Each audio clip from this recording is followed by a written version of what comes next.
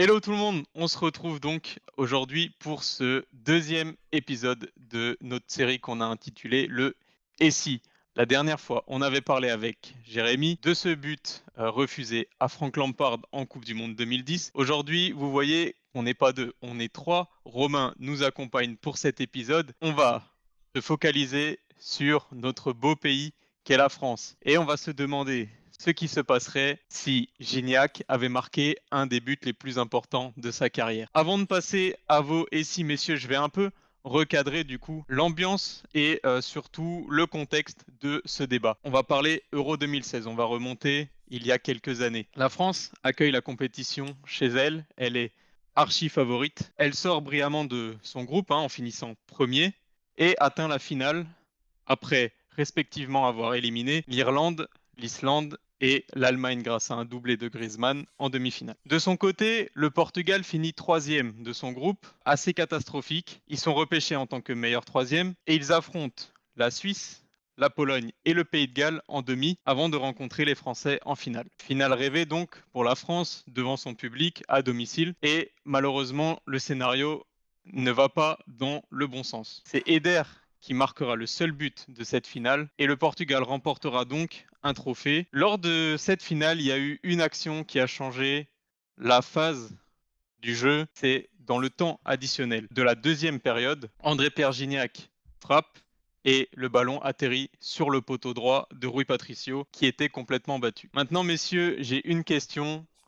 Et si André-Pierre Gignac avait trouvé le chemin des filets ce soir-là et que le ballon n'avait pas frappé le poteau? Et si André-Pierre Gignac avait marqué son but lors de l'Euro 2016. Alors forcément, à une minute de la fin du temps additionnel, la France, ça aurait été compliqué de les voir autrement que victorieuses de cette compétition à domicile. Donc si Gignac avait marqué son but à la dernière minute face au Portugal, je pense forcément que la France aurait soulevé le trophée. Gignac avant c'était 7 buts seulement avec l'équipe de France. Il est rentré quand même à chaque match de l'Euro, sauf contre la Suisse où il était titulaire. Donc s'il avait marqué pour moi en finale de l'Euro, avec seulement 15 minutes en jeu, puisqu'il remplace Giroud à 15 minutes de la fin, eh ben, il serait rentré dans une autre dimension en France. Et le fameux un Big Mac pour Gignac n'existerait peut-être plus aujourd'hui, puisque tout le monde l'aurait adulé plus que ce qu'on a pu voir aujourd'hui. Parce qu'en fait, aujourd'hui, Gignac, c'est un joueur qui est plutôt apprécié en France, bien qu'il ait été Marseillais. Cette action-là, en fait, ça l'a un peu fait rentrer dans le cœur des Français, parce que tu dis, bon, c'est le gars qui aurait pu nous donner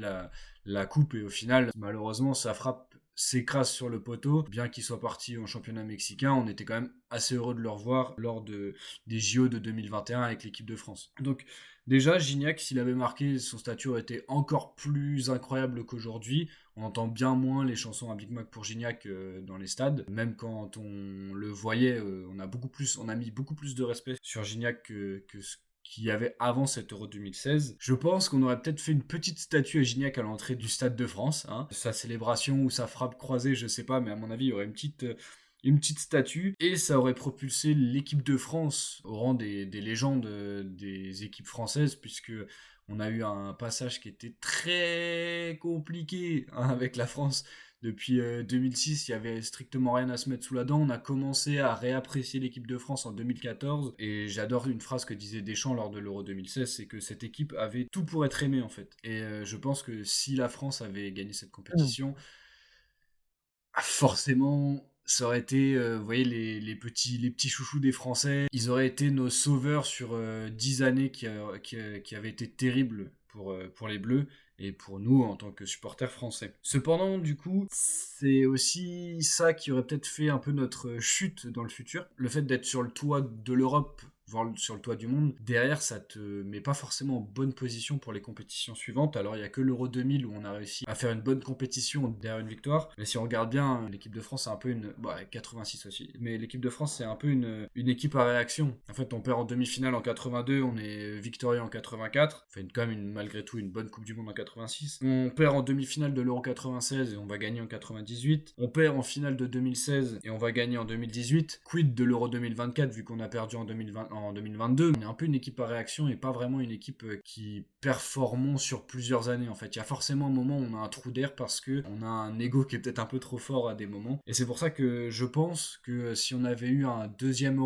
un troisième euro pardon, à notre collection, on n'aurait peut-être pas une deuxième étoile sur le maillot. C'est un peu la conclusion à laquelle j'arrive. Enfin, c'est comme je disais en fait pour l'Angleterre et l'Allemagne. En finale, tes défaites, c'est aussi ce qui te fait gagner à la fin en fait. C'est ce qui te construit une victoire future. Et si on avait gagné l'Euro 2016, c'est pas sûr que des joueurs comme Griezmann, comme Pogba, comme Matuidi, tous ces gars-là qui se sont battus comme des chiens lors de la Coupe du Monde 2018, c'est pas sûr qu'ils auraient eu ce goût du sang aussi prononcé pour la Coupe du Monde en fait. Gignac aurait été une petite légende de l'équipe de France, un peu comme Kolo Muani s'il avait marqué son tir face à Emiliano Martinez. T'es plus de la team, un mal pour un bien finalement cette défaite en 2016 et dans ton univers, si Gignac marque ce but-là, il n'y a pas forcément la victoire derrière 2 ans plus tard au mondial russe, quoi. Bah j'ai un peu ouais, mais c'est un peu comme toutes les histoires, tu vois. Je me dis que la victoire, ça va te motiver pendant un moment, mais il y a un autre moment aussi où ça peut te faire prendre un chemin où tu te dis ouais mais c'est bon,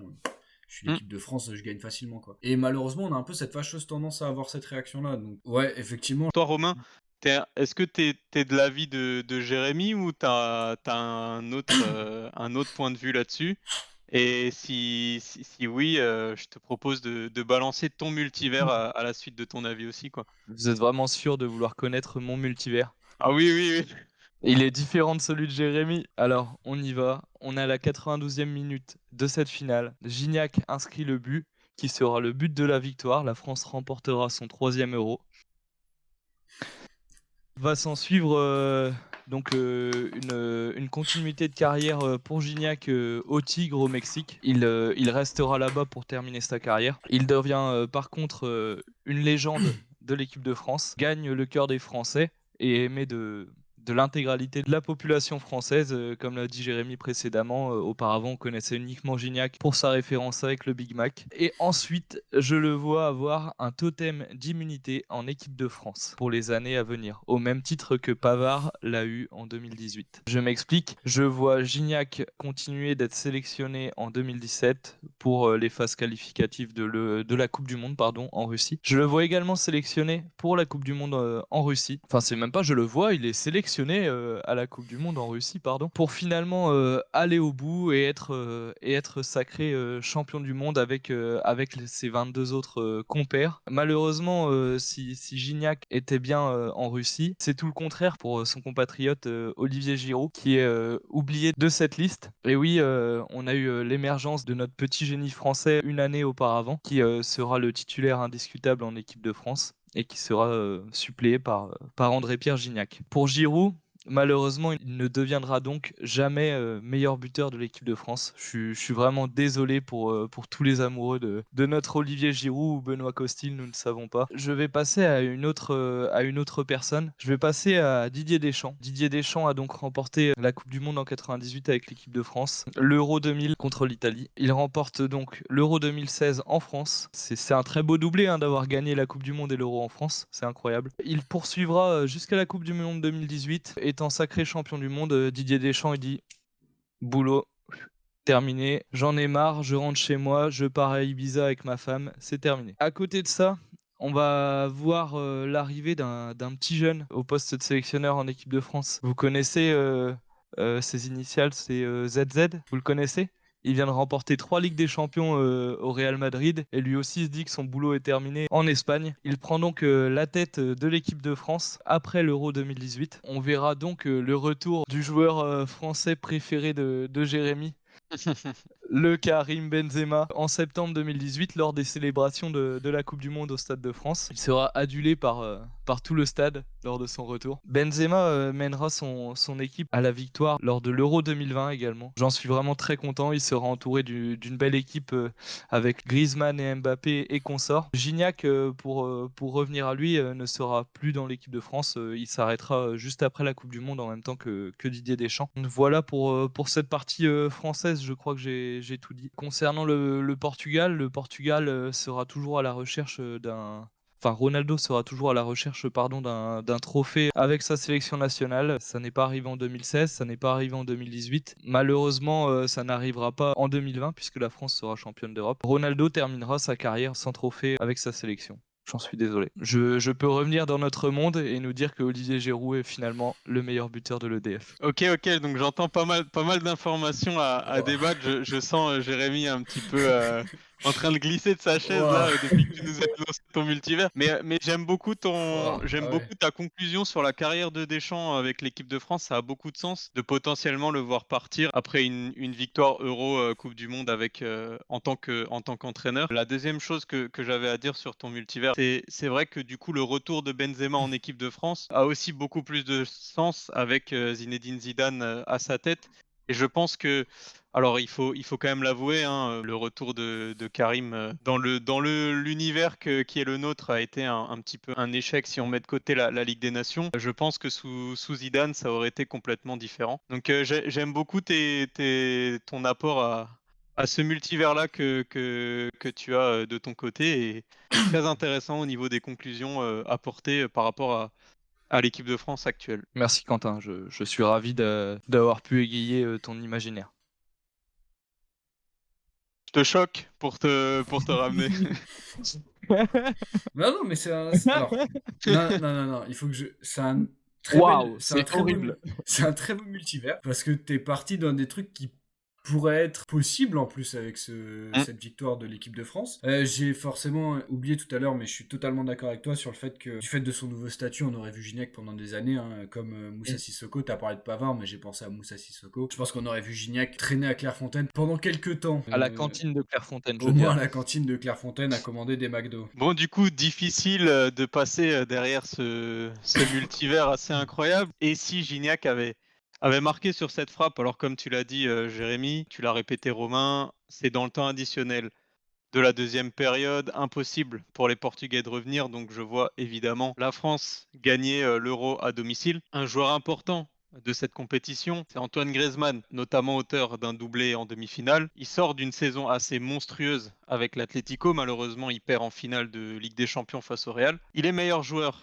de l'Euro. Il est meilleur buteur de l'Euro. Et comme on le sait, hein, dans le cœur de France Football, les compétitions internationales sont beaucoup plus importantes que la Ligue des Champions. Donc évidemment, Griezmann en 2016 finit Ballon d'Or, récupère le premier Ballon d'Or français depuis Zinedine Zidane. Et le plus important, c'est que il s'assoit enfin à la table de Cristiano Ronaldo et de Lionel Messi. Côté sélectionneur, évidemment, je vais pas réinventer. Romain, tu as un peu dit tout ce que j'avais préparé dans mon multivers. Évidemment, Deschamps, il fait donc l'Euro en tant que sélectionneur. C'est le premier footballeur qui réussit à gagner un Euro en tant que joueur en 2000 et en tant que sélectionneur en 2016. Il continue, du coup, avec cette équipe à gagner des titres, et notamment en 2018, où il va remporter la victoire finale du mondial russe. Il fait donc le doublé Euro Coupe du Monde en l'espace de 2 ans, pour la première fois dans l'histoire du football, en tant que joueur en 98-2000 et en tant que sélectionneur en 2016-2018.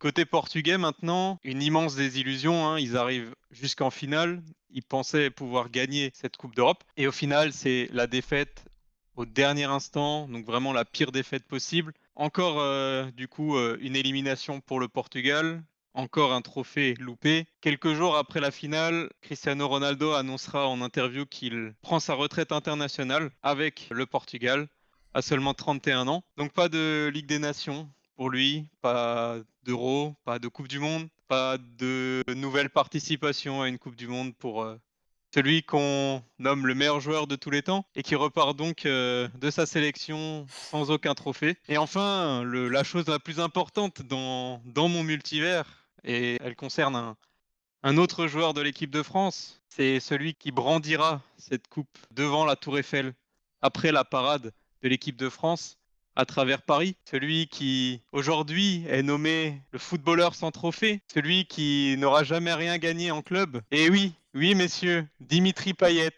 présentera le trophée à tous les supporters français devant la Tour Eiffel à Paris et mettra donc fin à cette malédiction qui le traîne depuis ses débuts en professionnel de ne jamais gagner de trophée. Il pourra dire qu'il aura enfin gagné quelque chose. En plus d'avoir sorti Ronaldo. En plus d'avoir sorti Ronaldo en finale. Donc voilà, messieurs, pour mon multivers. C'est vrai qu'il y a le Ballon d'Or aussi, ouais. Ah ouais, c'est vrai qu'il y a Ah le là Ballon là d'Or et là. c'est vrai qu'il y a Payet. J'avais oublié cette histoire. Bravo. Ouah, Excellent multivers. C'est vraiment- franchement. J'ai fait ce multivers en ayant l'image de Payet vraiment qui prend la coupe comme ça et qui la soulève comme ça devant la Tour Eiffel. Si je pouvais demander à une IA de me faire ça, je pense que je le mettrais en fond d'écran directement. Et il l'a fait tomber d'ailleurs, c'est ça? Ouais. Il l'a fait, bah, comme tout bon footballeur qui a une coupe entre les mains dans une parade sur un bus. Hein. Il faut à bout d'un moment Exactement. qu'il la fasse tomber, quoi. Donc voilà, messieurs, pour nos 3 multivers. Avant de conclure cette vidéo, j'avais juste une question à vous poser en rapport avec ce et si. Et si vous aviez le choix, messieurs, Euro 2016 ou Coupe du Monde 2022? Euro 2016. Coupe du Monde 22. Ah, je dois trancher du coup. Ouais, Je crois que l'Euro 2016 m'a fait plus de mal, Romain. Ah ouais? c'est à la Ouais, maison, c'est la Ouais, première à que tu la perds. maison, en fait, c'est surtout ça le problème, c'est à la maison. Bah du coup, n'hésitez pas à nous dire en commentaire ce que vous auriez préféré, l'Euro 2016 ou la Coupe du Monde 2022. N'hésitez pas aussi à nous dire vos multivers, si Gignac avait marqué sur sa frappe en 2016. Mais si Gignac n'avait pas trouvé le poteau cette année-là, ça, c'est un autre univers. Nous, on va revenir dans notre univers qu'on connaît, avec la Ligue 1 qu'on connaît, et surtout là où Gignac a tapé le poteau, où le Portugal est champion d'Europe en 2016. N'hésitez pas à nous suivre sur nos réseaux, à venir nous suivre aussi sur Twitch. Nous, on vous dit à la prochaine. C'est ciao. C'est ciao.